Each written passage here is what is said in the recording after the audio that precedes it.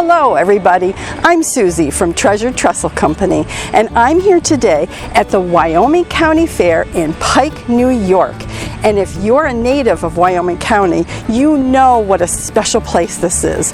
And you also know that we have a whole corner of the fairgrounds dedicated to my favorite subject, history. I came here today because I need some very special help on a special project. But before we get to that, let me take you on a little tour of the whole corner of the historical section of the fairgrounds. So come on with me. When you come to the fair, make sure you visit the historical house, decorated in a style that shows how people lived in the 19th century. Check out the parlor room on the right when you enter. There's a different display every year, always wonderful. This year was no exception, with a fantastic display of antique wedding gowns, including a black dress. You'll know you are entering the kitchen because of all the wonderful aromas. Every year, talented cooks volunteer to show fairgoers authentic hearth cooking. Stews, casseroles, pies, both savory and sweet, breads, cakes, cookies, crackers, home-churned butter, and lavender-flavored lemonade are just some of the items you'll see being prepared. This year, several 4-H clubs were found working hard as bees in the kitchen. Speaking of bees, be sure to ask about the working beehive oven that was found when the house was renovated. To see what's on the menu for the day, check the blackboard over the mantel and prepare to savor the smells as you wander through the back room to see a wonderful display of historical household goods.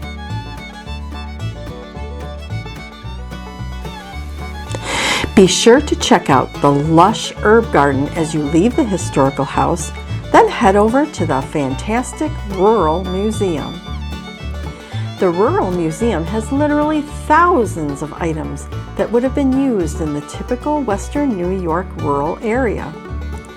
Items from the 19th century home, farm, as well as antiques from rural country stores. You'll find something new each time you walk around.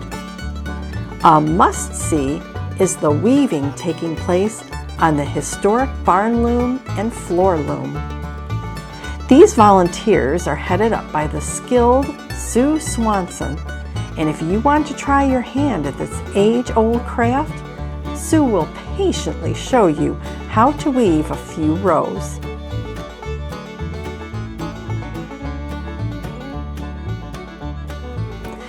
Outside, you'll find an 1830s sawmill, which is usually run several times a day, another mill which shows the art of cutting shingles, and for a large part of the fair day, you'll hear the gentle putt-putt of the variety of antique small engines on display.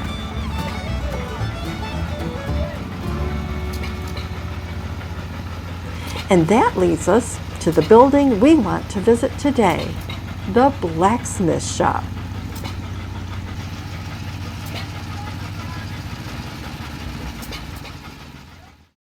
And that brings me to the Blacksmith shop.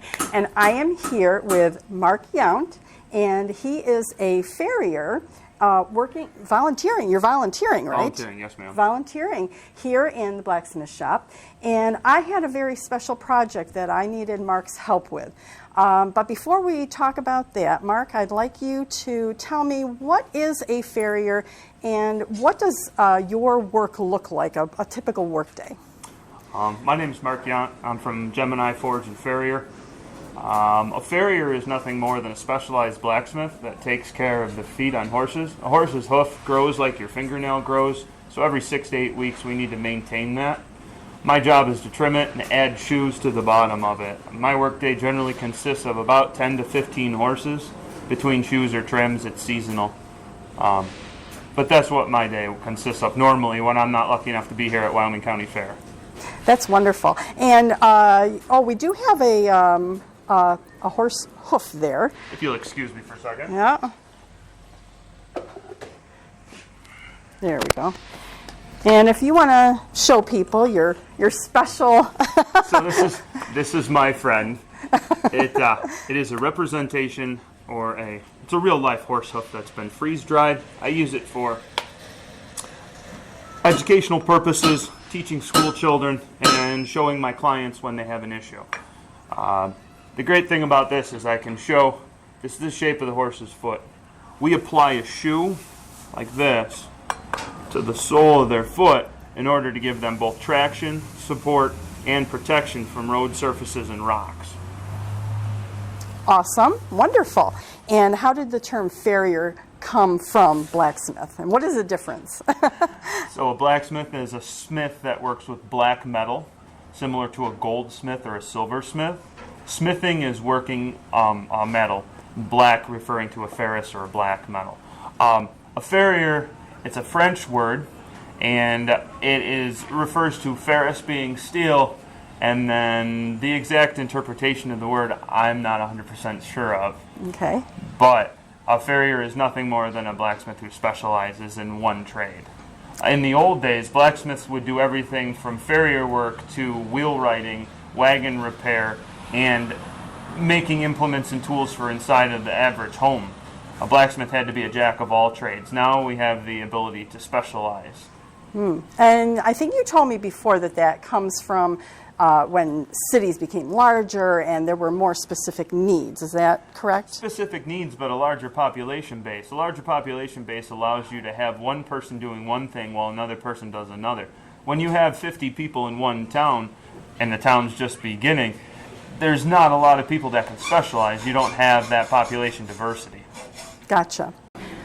I forgot to introduce, we've got someone working back here, Paul. He's working the forge back here. I'm assuming we call it a forge. It is a forge. Okay. Paul is my fellow blacksmith who is assisting me for the week, nice enough to take the week off of work to spend with me, so we're not working on the forge the whole time. That is awesome. And it's fantastic when we have people like you and Paul volunteering your time here all week. And when I mean all week, you're here from 9 in the morning till 9 at night, and that's a long week. And it's not just a week, it's from Saturday to a Saturday. That's correct. That's right. The reason we do that is so that the kids get a chance to see everything. My grandfather was a blacksmith. I'm 5th or 6th generation blacksmith, and I wanted to make sure to be able to pass it on. Paul has a passion for it also. So that's fantastic. That's wonderful.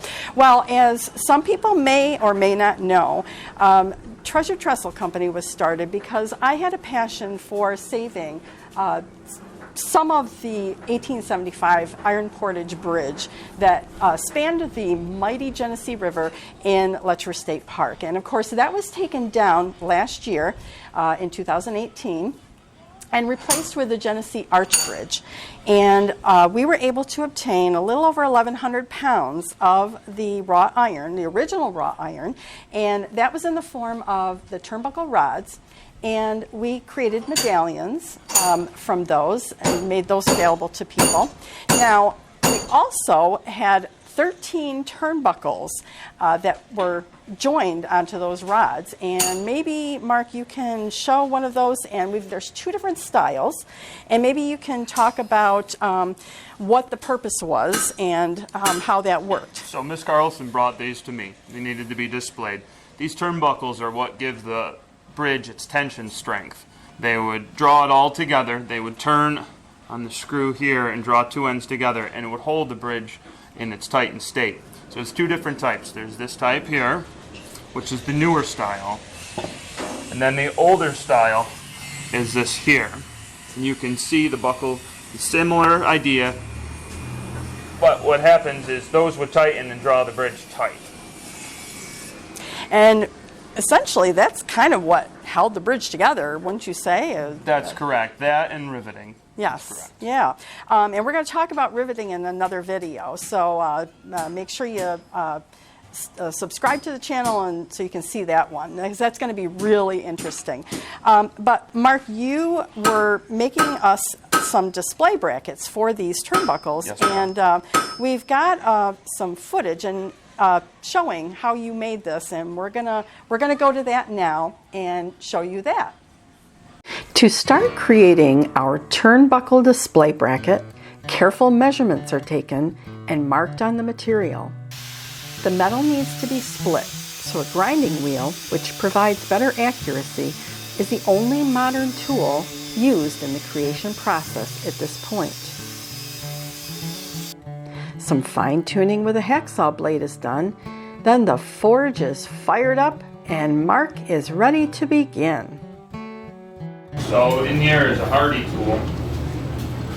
They call that the Hardy hole. It comes with different shaped tools. We're using a simple hot cut tool, and we're going to use that to split the legs apart. When this is red hot,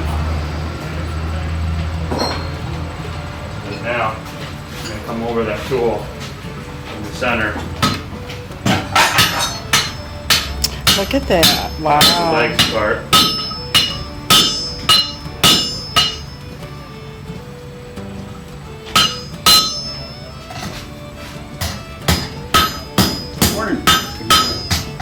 We use a saw to cut originally. You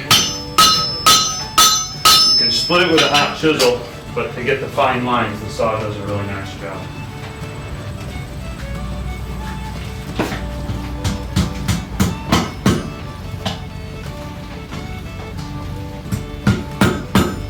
Right now I'm just spreading those out so that I can work on each one individually.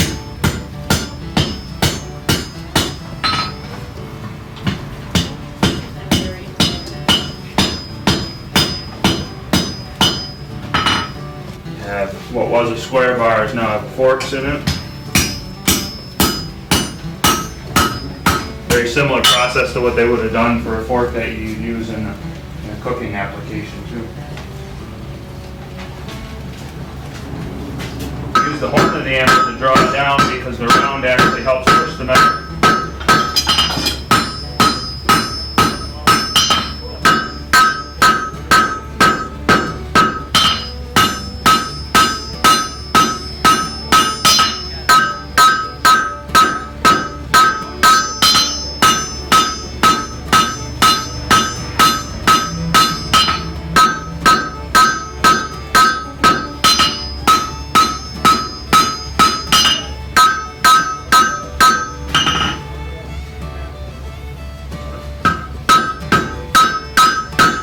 Using the anvil as a measuring device because it's a set distance.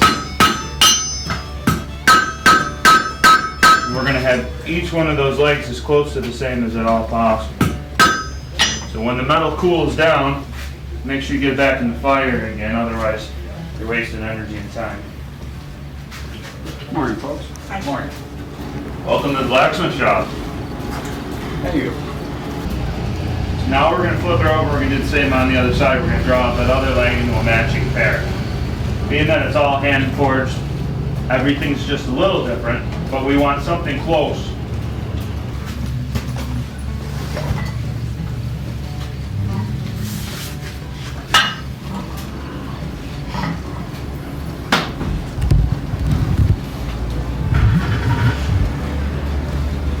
Okay, so there's the two drawn out.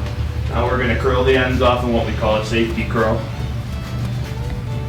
And then we're going to figure out, we're going to establish our diameter for the piece that'll be sitting in it around the horn. That's it marked right there. First, throw them over.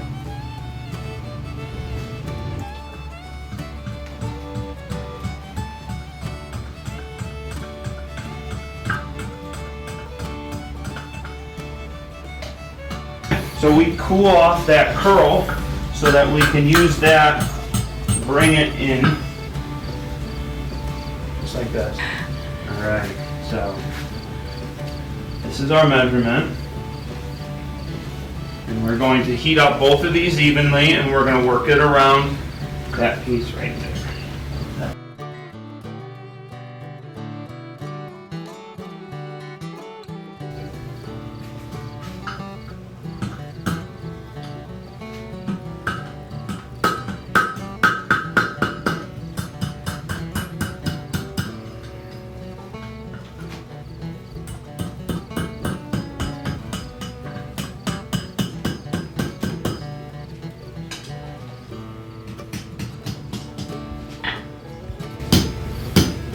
We're doing a rough fit because before we're done, we have to put some twists in this. So that's close. That's what we're going to use. Now I'm going to cool off the ends so that we can put this back in the forge and get our first angle bend out of it so that we can begin working on the other side. Being real careful with the heat so that in a fire in a forge with coal like that, you can burn up pieces of steel real easily.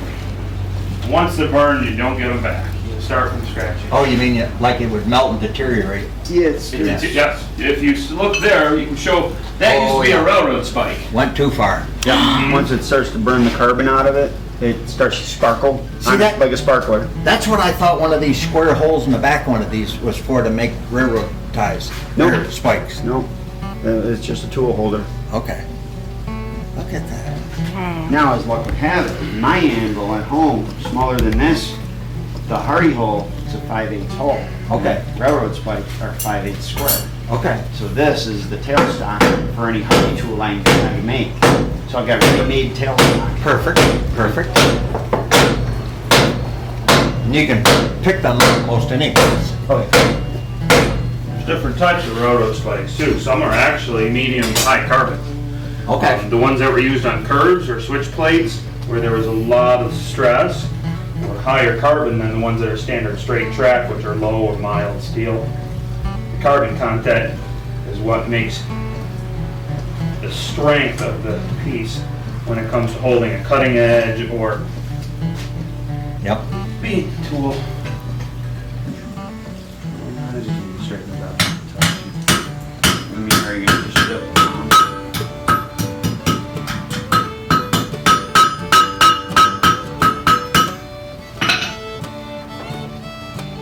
No. So that's one half of our bracket.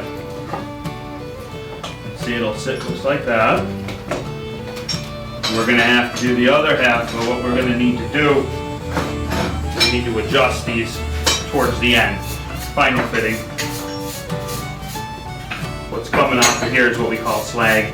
It's just a little bit of scale that's built up from the fire and the forging process, and you want to take that off every chance you get so that you have a clean product.